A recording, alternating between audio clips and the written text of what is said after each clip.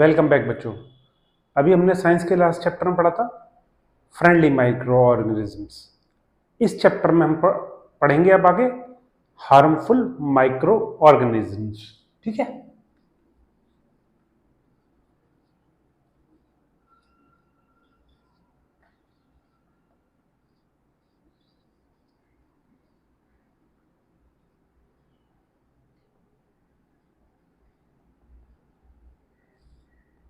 अभी तक हमने पढ़ा था फ्रेंडली माइक्रो ऑर्गेनिजम्स कि माइक्रो ऑर्गेनिजम्स हमारी किस तरह से हेल्प करते हैं एनवायरनमेंट को क्लीन करने में, कर्ड बनाने में, इंडस्ट्री लेवल पे अल्कोहल बनाने में, एटसेट्रा एटसेट्रा। अब हम पढ़ेंगे harmful micro organism. Micro organism कई तरीके से, बहुत से वेज में हार्मफुल होता है। ह्यूमंस के लिए भी हार्मफुल होते हैं माइक्रो ऑर्गेनिजम्स, प्लांट्स के लिए भी हार्मफुल होते हैं, एनिमल्स के लिए भी हार्मफुल होते हैं। सारे माइक्रो ऑर्गेनिजम्स हार्मफुल नहीं होते, फ्रेंडली भी होते हैं और हार्मफुल भी होते हैं। जो फ्रेंडली वाला था वो हमने लास्ट चैप्टर में पढ़ा है। इस चैप्टर में only we concentrate on harmful microorganisms. ठीक है।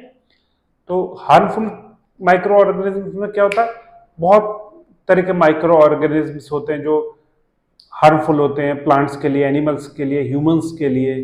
वो अलग अलग वेज में हार्म पहुंचाते हैं आपको।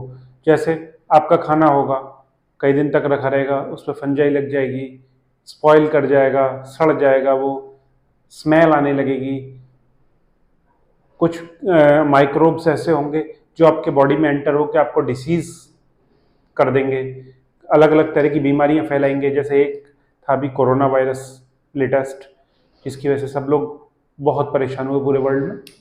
तो माइक्रो ऑर्गेनिज्म हार्मफुल भी होते हैं। ठीक है। और ये नहीं ह्यूमन के लिए हार्मफुल है, ये प्लांट्स के लिए भी हार्मफुल होते हैं, सेम वे में एनिमल्स के लिए भी हार्मफुल होते हैं, ह्यूमंस के लिए हार्मफुल होते हैं। तो जो डिसीज कॉजिंग माइक्रो ऑर्गेनिज्म होते हैं, जिन माइक्रोब्स से डिसीज फैलती है, उन माइक्रोब्स को क्या बोलते हैं? पैथोजेंस।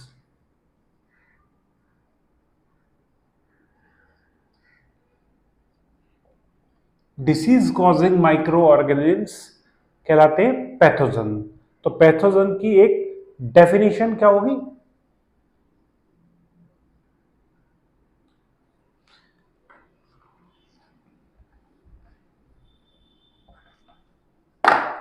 तो पैथोजन की एक डेफिनेशन क्या होगी? Pathogens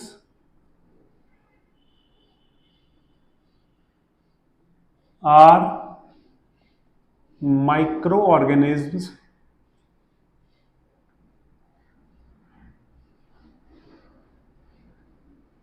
that have the capacity, that have the potential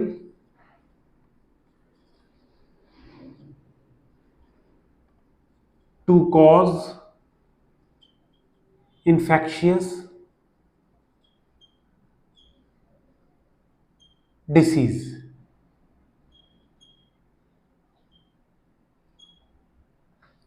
example क्या होगा इसके? प्रोटोजोआ, बैक्टीरिया, वायरस और फंजाई।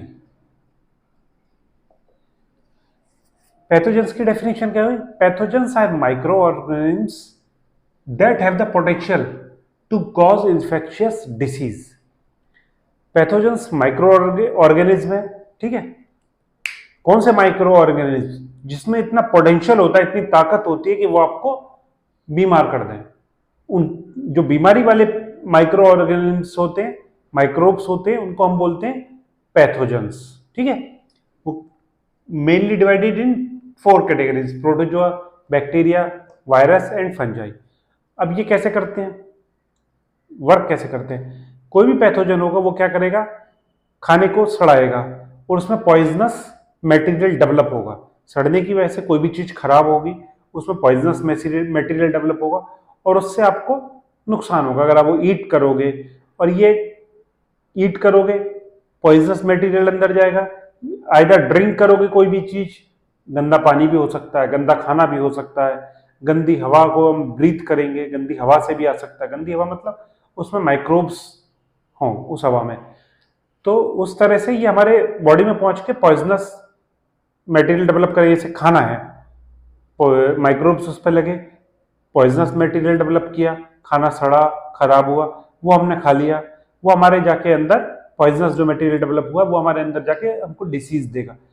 वो डिसीज से हम बीमार भी पड़ सकते हैं और इवन डेथ तक भी हो सकती है। पॉइजन का मतलब ये नहीं कि डेथ सीधा, पॉइजन क्या होता है, जो हमें नुकसान पहुंचाए। पॉइजनस वो चीज़ है जो हमें नुकसान पहुंचाए। हो सकता है उसको खाने से हमें वॉमिट हो जाए, पेट में इन्फेक्शन हो जाए, थ्रोट इन्फेक्शन हो जाए, इवन आईसाइट चली जाए, या और भी हार्मफुल हो सकता है, इवन डेथ तक भी हो सकती है।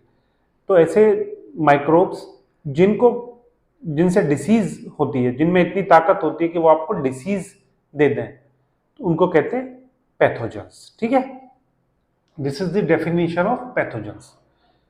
ओके, अब आते हैं disease causing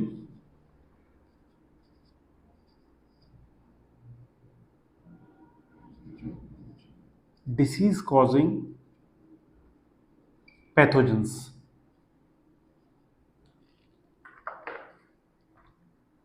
disease causing pathogens.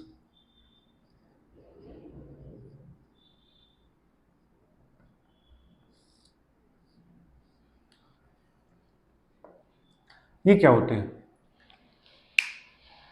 Pathogens आपके अंदर एयर वी ब्रीथ, जो हम सांस लेते हैं हवा, उसके थ्रू भी जा सकते हैं, खाने के थ्रू भी जा सकते हैं, food we eat, and the water we drink, water या एनी लिक्विड वी ड्रिंक, उसके तरह से भी आ सकते हैं। और एक तरह से कैसे आ सकते हैं, हम किसी इन्फेक्टेड पर्सन से, जिसको वो बीमारी है, उस इन्फेक्टेड पर्सन से कांटेक्ट में आए, फिजिकल कांटेक्ट में, या उसके पास जाएं, कांटेक्ट में आए, तो उसके कांटेक्ट के थ्रू भी हमारे अंदर वो बीमारी आ सकती है। ठीक है, पैथोजेंस क्या होते हैं? Disease causing microorganisms called pathogens. ठीक है, pathogens can spread from a infected person. ठीक है, pathogens can spread from a infected person to a healthy person by means of water, air, food और contact. जब इस तरह से pathogens spread होता है तो उसको, उस डिसीज को बोलते हैं कम्युनिकेबल डिसीज। कम्युनिकेबल मतलब एक दूसरे से कम्युनिकेट होती जाए आगे आगे। जैसे मुझे है डिसीज, मैं उसको कम्युनिकेट कर दूं, वो उसका, जैसे हमारी ये थी कोविड। ठीक है, दोबारा सुनिए, कम्युनिकेबल डिसीज क्या होती है? When the pathogens can spread from infected person to a healthy person by means of through water, air, food or contact, physical contact. That means this is a communicable disease like common cold, covid, chicken pox. ये communicable disease है। अब आप कहोगे कि कैसे होती है ये कम्युनिकेबल डिसीज कैसे है? सपोज करिए कॉमन कोल्ड है, मुझे कॉमन कोल्ड मतलब कोल्ड हो रखा है, स्नीजिंग है, छींक आ रही है, जुकाम हो रखा है, कोल्ड हो रखा है, तो हम लोग क्या कहते हैं, एक दूसरे को एडवाइस देते हैं कि मुंह पर रूमाल रख के खांसो, कफ आए मुंह पर रूमाल रख के खांसो इस तरह से, या छींक आए तो मुंह नाक पर रूमाल रख के खांसो। क्यों बोलते हैं? क्योंकि जब हम छींकते हैं या खांसते हैं तो हमारे जो माउथ से और नोज से जो इन्फेक्टेड माइक्रोब्स हैं वो वाटर ड्रॉपलेट्स के साथ एटमॉस्फेयर में एंटर कर जाते हैं। हम छींकते हैं, ठीक है, एयर निकलती है मुंह से, तो उसके साथ जो माइक्रोब्स हैं, disease causing microbes means pathogens, water droplets के साथ एटमॉस्फेयर में स्प्रेड हो जाते हैं, और जो उसकी रेंज में जितने भी ह्यूमंस होते हैं वो उनको हार्म पहुंचा सकते हैं। सपोज करिए यहाँ एक आदमी खड़ा है, इधर मैं हूँ, मुझे कॉमन कोल्ड हो रहा, मैं स्नीज करूंगा बिना मुंह पे रूमाल रखे, बिना कुछ कपड़ा रखे, बिना हाथ रखे, तो मेरे मुंह से जो पैथोजेंस हैं कॉमन कोल्ड के, वो वाटर ड्रॉपलेट्स के साथ बाहर आएंगे और वो स्प्रेड हो जाएंगे। स्प्रेड होके दिस पर्सन इज हियर, और इसको ये कांटेक्ट में आ जाएगा उनके, और ये भी बीमार पड़ सकता है। It depends on his immunity. अगर उसकी इम्यूनिटी अच्छी है, मतलब एंटीबॉडी है उसमें इस माइक्रोब से लड़ने के लिए, तो वो सर्वाइव कर जाएगा, मतलब ये बीमारी उसको नहीं लगेगी। बट अगर उसकी इम्यूनिटी वीक है, एंटीबॉडीज इतने डेवलप नहीं है कि इस कॉमन कोल्ड के माइक्रोब से लड़ सकें, तो वो उसको भी कॉमन कोल्ड हो जाएगा। इस तरह से इसलिए हम सभी लोग बोलते हैं, स्कूल में सिखाते हैं, आपके घर में सिखाते हैं कि जब भी कहीं बाहर हो या घर में हो, कहीं भी हो, जब भी छींक आए या आपको कोल्ड हो या आपको खांसी हो, तो हमेशा मुंह पर रुमाल रखकर खांसना चाहिए, जिससे कि आपके जो माइक्रोब्स हैं उस बीमारी के, कॉमन कोल्ड के, वो हवा में स्प्रेड नहीं होंगे और दूसरा आदमी भी इन्फेक्टेड नहीं होगा।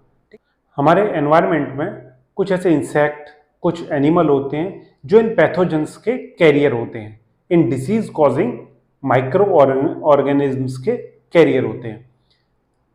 वो इनको एक जगह से लेके माइक्रोब्स को दूसरी जगह ट्रांसफर करते हैं और इन्फेक्शन को स्प्रेड करते हैं। अब किस तरह से काम करते हैं? जैसे एक हाउस फ्लाई है, हाउस फ्लाई मीन्स मक्खी, ठीक है। वो क्या करती है? वो जाती है गंदी जगहों पे बैठती है, कूड़े के ढेर पर बैठती है, गार्बेज ढेर पर, कहीं एनिमल एक्सक्रीटा पड़ा हो उस पर बैठती है, डिफरेंट जगहों पर बैठती है, वो अलग अलग बहुत गंदी जगहों पर बैठती है। और उसमें क्या होता है, जो डिसीज कॉजिंग माइक्रो ऑर्गेनिजम्स हैं, मतलब पैथोजेंस हैं, वो उसकी बॉडी में स्टिक हो जाते हैं, चिपक जाते हैं। उसके बाद वो क्या करती है? उड़ती है। तो जब जो अनकवर्ड फूड रखा रहता है बाजारों में, जो अनकवर्ड फूड होता है, या हमारे घर में कभी कभी कवर करके नहीं रखते, मोस्टली तो हम घर में कवर करके रखते हैं खाने को, पर जो कवर करके नहीं रखते या बाजारों में मोस्टली अनकवर्ड फूड होता है, उस पर जाके बैठ जाती है और उस इन्फेक्टेड माइक्रोब्स को, मतलब पैथोजेंस को, वहीं ड्रॉप कर देती है। और वो अनकवर्ड फूड हम जब खाते हैं तो वो पैथोजेंस हमारी बॉडी में चले जाते हैं और हमको हार्म पहुंचाते हैं, हमको डिसीज दे देते हैं। मेनली इससे कॉलेरा डिसीज होती है, मतलब हैजा। इसमें वॉमिटिंग, लूज मोशन, इस तरह से होने लगता है, पेट में इन्फेक्शन हो जाता है। तो house fly is a main source, इसलिए हम लोगों को बोला गया है, या स्कूल में भी सिखाते हैं, घर में भी सिखाते हैं, कि हमेशा जो फूड है उसको कवर करके ही रखना चाहिए। अगर हम बाजार में भी कोई फूड खाते हैं, कुछ खाते हैं, तो हम ये देख के खाएं कि वो फूड कवर्ड है या नहीं है, ठीक है। क्योंकि अगर अनकवर्ड फूड होगा तो यही डिसीज स्प्रेड होने के चांस रहेंगे। वो हाउस फ्लाई आएगी, उसके बॉडी में स्टिक होगा पैथोजेंस, चिपके होंगे पैथोजेंस, और वो ड्रॉप कर देगी अनकवर्ड फूड पे, और वो वहां से हम लोगों की बॉडी में आएगा और डिसीज हो जाएगी वो हमें। और एक क्या होता है, mosquito, female mosquito, female Anopheles mosquito, इससे क्या होता है? Malaria. This is the carrier of parasite of malaria, female Anopheles mosquito. This is the carrier of, this mosquito is the carrier of malaria parasite, ठीक है। Malaria के parasite का ये mosquito career होता है, इसको काटने से हमें मलेरिया हो जाता है। फीमेल एनाफिलिस मॉस्किटो की बाइट से मलेरिया होता है और ये मलेरिया के पैरासाइट को कैरी करता है ये मॉस्किटो। और ऐसे ही फीमेल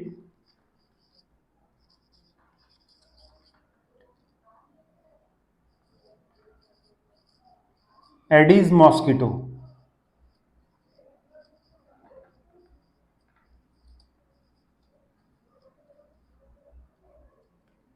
डेंगू वायरस को कैरी करता है।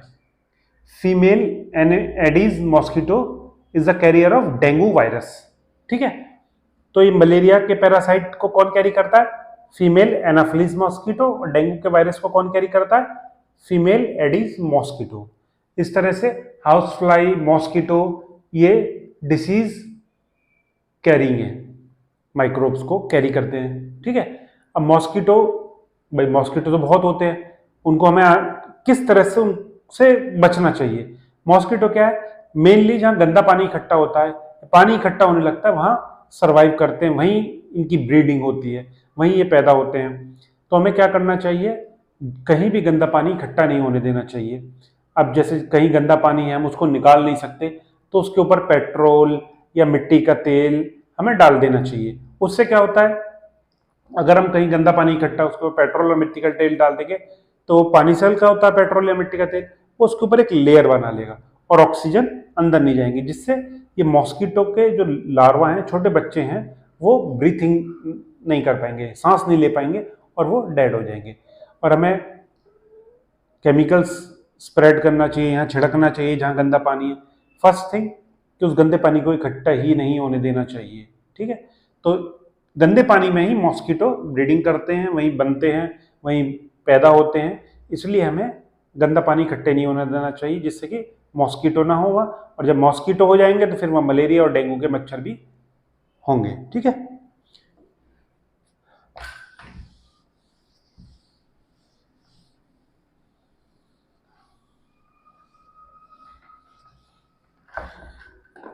पैथोजेंस है, ये ह्यूमंस के लिए हार्मफुल नहीं है, ये एनिमल्स के लिए भी हार्मफुल है। Pathogens are also harmful for animals. Animals में क्या है, एंथ्रेक्स नाम की बीमारी होती है, एंथ्रेक्स, और फुट एंड माउथ।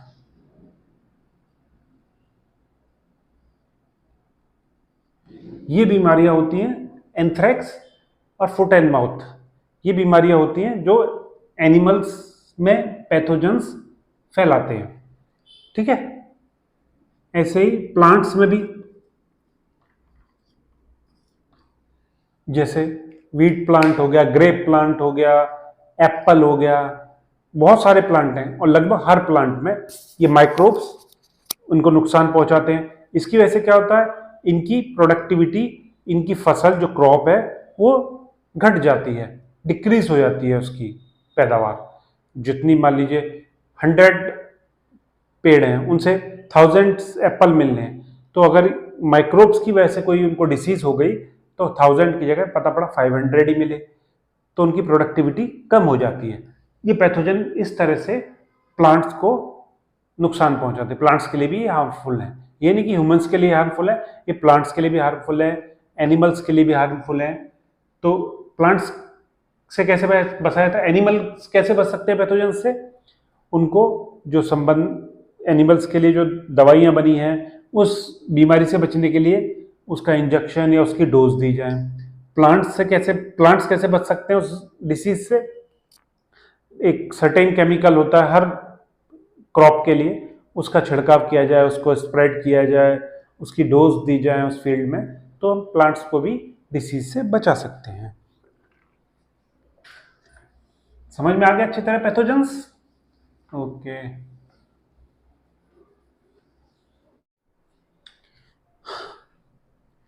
अब एक चार्ट बना हुआ है आपकी बुक में, इस चार्ट को अच्छी तरह से याद करना है, ठीक है। ये क्या कहता है, ये चार्ट बनाया है based on the preventive measures जो होते हैं उसके बेस पे बनाया गया, ठीक है।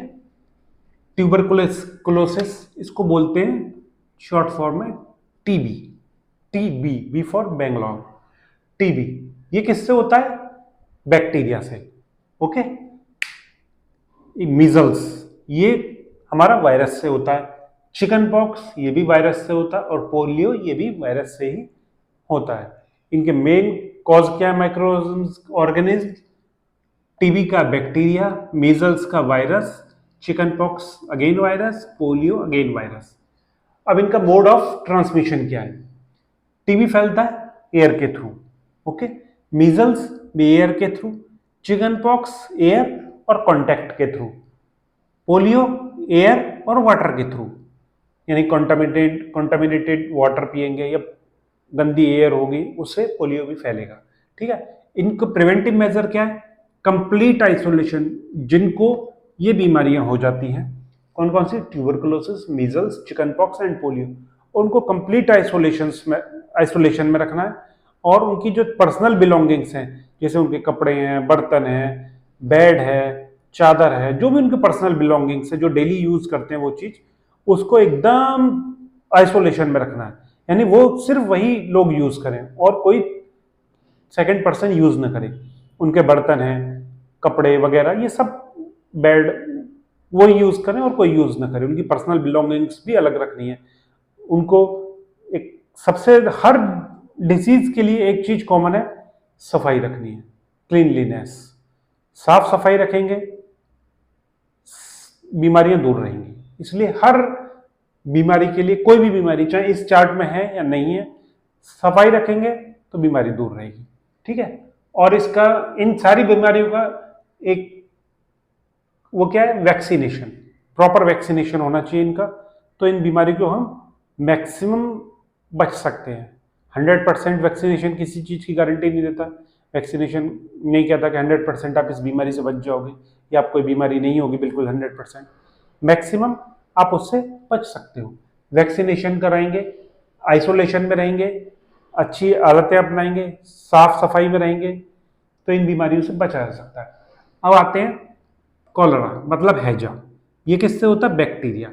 टाइफाइड, ये भी बैक्टीरिया से होता है। दोनों वाटर बेस्ड हमारी डिसीज है, बट कॉलरा फूड बेस्ड भी है। गंदा खाना खाने से कॉलरा होता है, मेनली गर्मियों में, जब गंदा खाना खा लेते हैं, अनकवर्ड फूड खा लेते हैं। अभी बताया था हाउस फ्लाई बैठ जाती है अनकवर्ड फूड पे। कॉलरा किससे होता है? Water and food. टाइफाइड होता है वाटर से। अब इनको हम, इन दोनों बीमारियों से कैसे बच सकते हैं? हाइजीन, यानी एकदम साफ खाना खाएंगे, कंप्लीट हाइजीन मेंटेन करेंगे। ठीक है। साफ सफाई रखेंगे, अच्छा खाएंगे, अच्छा पिएंगे, अनकवर्ड फूड नहीं खाएंगे, कहीं गंदा खाना नहीं खाएंगे, गंदा पानी नहीं पिएंगे। या जो, जैसे क्या होता है, एक कॉलरा का मेन रीजन ये भी है, गर्मियों में आपने देखा होगा गन्ने का रस बेचने वाले बहुत खड़े होते हैं, तो उसमें क्या होता है, वो अपनी मशीन को धोते नहीं है, उस पर आके हाउस फ्लाई बैठी होगी, आपने बहुत देखा होगा, हाउस फ्लाई बैठ जाती है, वो फिर भी नहीं धोते, वो अपना चलता रहता है। तो उससे भी हाउस फ्लाई आती है, अपने पैथोजेंस वो स्टिक करके लाती है, वहां ड्रॉप कर देती है, वो आप ड्रिंक कर लेते हो गन्ने का जूस, और फिर उससे हमें बीमारी हो जाती है। इनसे हमें कैसे बच सकते हैं? हाइजीन, कंप्लीट हाइजीन मेंटेन करना है। बॉइल्ड वाटर पीना है, बॉईल कर लो, उसको ठंडा करो, फिर पी लो। उसमें क्योंकि जितने भी बैक्टीरिया जो भी कुछ होगा वो मर जाएंगे। प्रॉपरली कुक्ड फूड खाना है, यानी अनकुक्ड फूड या हाफ कुक्ड फूड जैसे होटल्स में मिलता है, वो उसको अवॉइड करना चाहिए हर सीजन में, हर टाइम। हाफ कुक्ड या अनकुक्ड फूड को अवॉइड करना चाहिए। और इनका भी एक क्या इलाज है? वैक्सीनेशन, प्रॉपर वैक्सीनेशन होना चाहिए। अब एक क्या है? Hepatitis A. ये किससे होता है? वायरस, हेपेटाइटिस का वायरस होता है। ये भी वाटर बोर्न डिसीज है। ठीक है, वाटर से होती है। इसमें क्या करना चाहिए? बॉइल्ड वाटर पीना चाहिए। ठीक है। हर डिसीज में, हर कोई भी डिसीज हो उसमें हमको बॉइल्ड वाटर पीना चाहिए। बॉइल्ड वाटर मीन्स क्या हुआ? बिल्कुल साफ पानी होना चाहिए, फ्री फ्रॉम बैक्टीरिया। ठीक है, बॉइल्ड वाटर होना चाहिए। बॉइल्ड करो वाटर को, 5 मिनट उबालो और देन कूल, देन ड्रिंक। और वैक्सीनेशन, हेपेटाइटिस की वैक्सीन भी लगती है। अब मलेरिया, मलेरिया किससे होता है? प्रोटोजुआ। इसका मेन कॉज क्या है? मॉस्किटो। कौन सा मच्छर? Female Anopheles mosquito. ठीक है, इसका कैरियर क्या है? Mode of transmission mosquito. इससे हम कैसे बच सकते हैं? मॉस्किटो नेट लगाएं सोते समय। ठीक है, मॉस्किटो रेपेलेंट्स का यूज करें, जैसे ऑल आउट आता है, गुड नाइट आता है, कछुआ छाप आती है, ओडोमॉस आती है क्रीम। इनको, ये मॉस्किटो रेपेलेंट्स है, इनका यूज करके हम मॉस्किटो बाइट से बच सकते हैं। कंट्रोल ब्रीडिंग, ब्रीडिंग मतलब इनको पैदा ही नहीं होने देना है मॉस्किटो को। जैसे जहाँ भी गंदा पानी हो, जहाँ भी पानी इकट्ठा हो, जैसे पुराने टायर्स पड़े होते हैं, घर में कूलर रखे होते हैं, कूलर में भी पानी इकट्ठा होता रहता है, हम देखते नहीं है, और वहाँ मच्छर पैदा होने लगते हैं। गमलों में पानी इकट्ठा होता है, पुराने कोई पॉट पड़ा हो उसमें पानी इकट्ठा होने लगता है, तो पानी को इकट्ठा नहीं होने देना। अगर इकट्ठा हो गया है और हम उसको निकाल नहीं सकते, तो वहाँ उसको केमिकल से या मिट्टी के तेल से, केरोसिन ऑयल से उसको मच्छर को मार सकते हैं। वाटर हमें कलेक्ट नहीं होने देना। ठीक है, इस चार्ट को आप अच्छी तरह याद कर लिए, इसमें से क्वेश्चंस आएंगे और ये बहुत इंपॉर्टेंट चार्ट है और आगे तक आपको हेल्पफुल रहेगा कि कौन कौन से डिसीज है, उनके पैथोजेंस क्या है, कि बैक्टीरिया, वायरस है, प्रोटोजोआ है, मोड ऑफ ट्रांसमिशन क्या, एयर, वाटर या कॉन्टैक्ट। जैसे कॉन्टैक्ट है chicken pox, contact disease, contact से होती है, मतलब कम्युनिकेबल डिसीज है। इनका प्रिवेंशन क्या है? ठीक है, ये याद कर लीजिए। एक चार्ट आपकी बुक में ये दिया हुआ plant disease, common plant diseases. ठीक है, इसको भी आप याद कर लीजिए। ठीक है, कौन कौन से डिसीज है? सिट्रस कैंकर, ये क्या होता है? पैथोजन किससे होता है? बैक्टीरिया से, और एयरबॉर्न डिसीज है, एयर से इसके पैथोजेंस एक जगह से दूसरी जगह स्प्रेड होते हैं। रस्ट ऑफ व्हीट, ये कॉमन है व्हीट में डिसीज, फंजाई से होती है, एयरबॉर्न डिसीज है, एयर से इसके पैथोजन से स्प्रेड करते हैं, एक जगह से दूसरी जगह चलते रहते हैं। येलो वीन मोज़ेक ऑफ भिंडी, ये भिंडी की एक डिसीज है जो वायरस से होती है, उसको कैरी करता है इंसेक्ट, मोड ऑफ ट्रांसमिशन इसका क्या है, इंसेक्ट। ठीक है, ये चार्ट भी याद कर लीजिए और वो ह्यूमन डिसीजेज वाला भी याद कर लीजिए। ठीक है।